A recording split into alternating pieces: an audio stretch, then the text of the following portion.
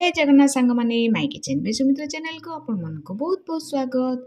आज मैं आपण मंजा राईर रेसिपी अच्छी जोड़ा कि बहुत ही टेस्टी को गरम गरम भात सहित खाइले बहुत टेस्टी लगे आटा बहुत ही कम समय मध्य बनीज। तो चलतु यार रेसिपी जाना रेसिपी को स्किप न करी लास्ट पर्यंत देखु जहाँफल आप रेसिपी बहुत भल भाव बुझीपारे।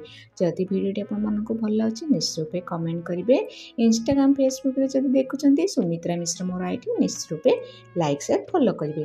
तो चलतु ये मंजा राईर रेसिपी जाना से मंजा गोटे हाफ खंडे नहीं जाइए भल भाव गोटा धोई देती धोईकी चांचिकी आम यहाँ काटा मुझे सर्ट भिडियो मंजा केमी सहज काटी हम पकई आपड़ जदि मत कमेंट करती ताल मुझे मंजा केमी काटे लंग भिडियो भी आनी।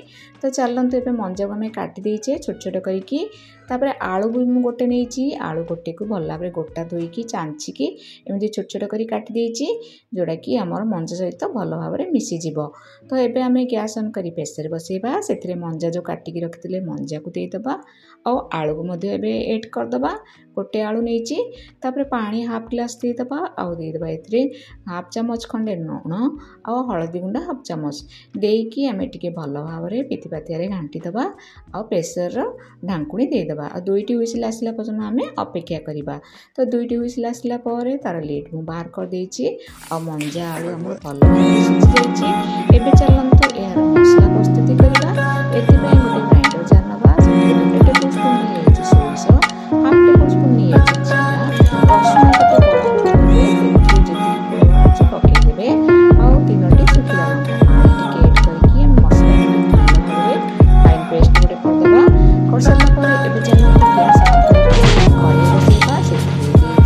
रिफाइंड ऑयल 3 टेबल स्पून आ पंचफुटन गोटे टेबल स्पून भूषण पत्र निश्चित रूप एड करेंगे बहुत ही बढ़िया बास्ना होते। पियाज भी मुझे गोटे बड़ा देखिए भल भाव में आम पियाज को भाजवा।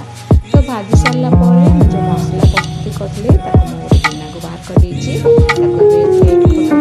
बाहर कलापर आम भल भाव घाटीदबा से हलदी गुंडा हाफ टेबल स्पून दे देती Kashmir chilli powder half tablespoon देती देला भल भाव मिक्स करदे बेसी कषानी। एवं आम सीझा रखी पंचा आलू को देदेबा दे सारापर टमाटो भी देदेबा दुईटी टमाटो नहीं छोट छोट कर काटी देलापर एमती भल भाव घाटीदबा आम सीझा